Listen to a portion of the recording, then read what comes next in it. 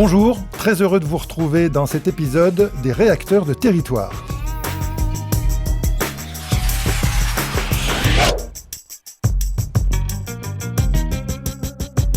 Le signal sonore est encore trop souvent le parent pauvre d'une production vidéo.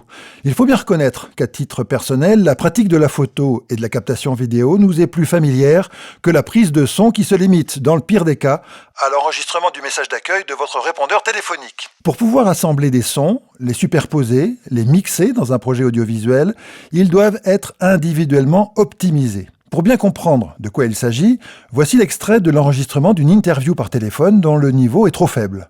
La matière sonore que vous voyez ici, on parle de modulation, est une représentation visuelle de ce que vous entendez. L'équipe a construit un déroulé pédagogique avec 3 ateliers par semaine.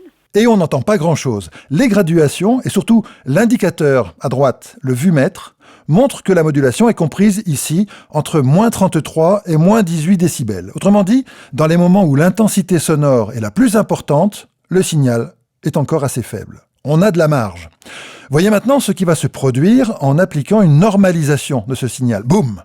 La modulation est visuellement bien plus importante, l'impression sonore plus intense aussi, c'est logique, et les moments les plus forts apparaissent juste à 0 dB, 0 décibel.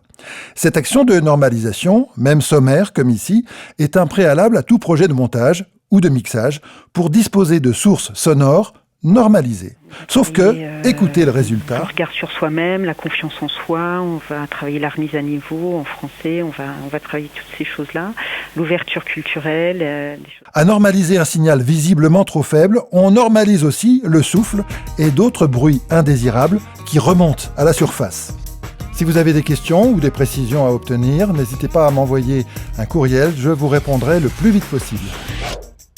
Il est donc important de vous préoccuper de la meilleure qualité de vos enregistrements dès la phase de captation, en essayant, et tous les preneurs de son savent que c'est difficile, d'obtenir dès l'enregistrement une modulation la plus proche de ce fameux 0 dB. Car si on dépasse le 0, eh bien, ça fait ça. Et c'est pas beau du tout. C'est donc le défi que tout preneur de son doit prendre en compte, obtenir la plus forte modulation, sans dépasser le seuil fatidique du 0 dB. Et il n'y a qu'une solution, faire des essais.